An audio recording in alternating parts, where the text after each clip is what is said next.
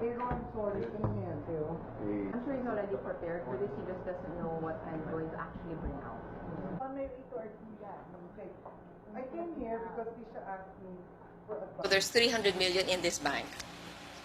There are, you can see, I think there are about 32 passbooks. You said you reached out to the president. Yeah. What happened there? When was this? When did this happen?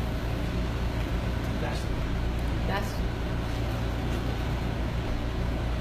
month. 2 weeks ago? 3 weeks ago.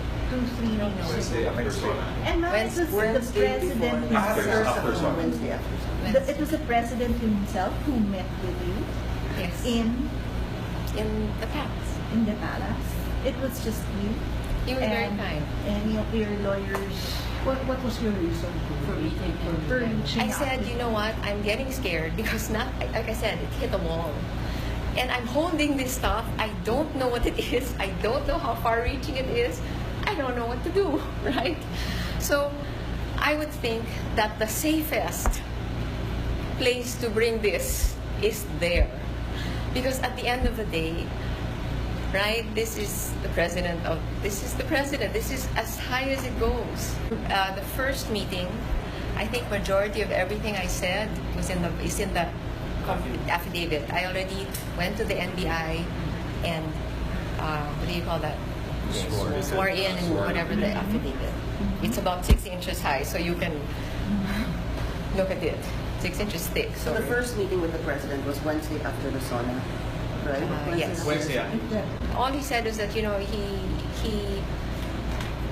whatever way he can help. He was, I think, surprised as much as I was. He endorsed us to the NBI director, who has been the one coordinating. Because I mean, I guess Were there anyone else during the meeting? Or it was just he endorsed us to the NBI director. I mean, during the meetings we told the NBI. Yes. There's a second meeting, right? Because I heard a while ago that Anibal was also called to the palace. Yes. When did this happen? When did this happen? Sorry, that I'm not good with dates, so I look at them because I don't know the dates. Tuesday. You met again with the president on Tuesday with your husband. Not with my husband. Separate. He met him Separate. Yeah, separate. So not with me. Well, can you detail? Later on. Later on, we were in the we faced each other. Para saan yung final yung affidavit sa NBI? What good will it do if we can't file a case? No, for whatever legal purpose may serve, because at least we have the backing or the services of the NBI in helping us to uncover or to trace this the source of these funds. And at least at the minimum, like I said, at least it's on paper that I don't know any of this stuff. I found things that you see before you. I found passbooks.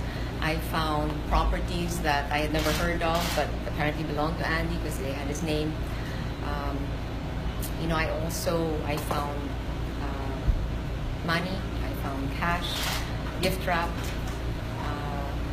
things like that, things of the sort. And I, in all honesty, did not know what they were. Right? I did not know what they were. I got to a point where I realized that these things could actually be items of question. They could be things that could get my children in trouble, me into trouble. And, again, as I said, we're estranged. You really wonder. I look at these things and, you have deposits that are below, 400,000, 500,000, and they're done almost every day. So these are things that, I'm not a lawyer, I am not a banker, but they're enough to really kind of make you panic. I really, really feel that this should not be in my house, right? That really, I don't know what it is, but it doesn't belong in my house, okay? I don't want anybody to think I am complicit. I have nothing to do with this because, again, who's going to believe, right? I live under the same roof, even if we're estranged. On a very practical level, two levels, I guess. The first level is a practical one. Now, if I don't come out and say that I'm not complicit, because again, who will believe me that I don't know anything, right? You live in the same house. That in many ways what will happen if both their parents, right, are charged or whatever? What's going to happen to my kids?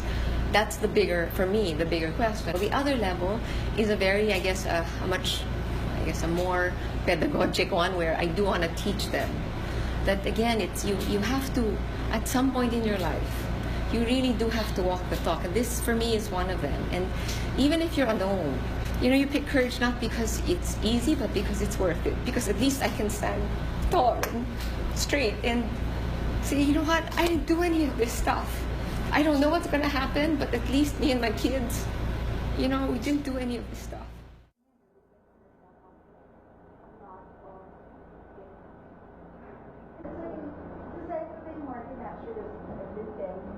And then it's like a one bedroom, and as you can see, there's two bedroom, there's the other thing is things have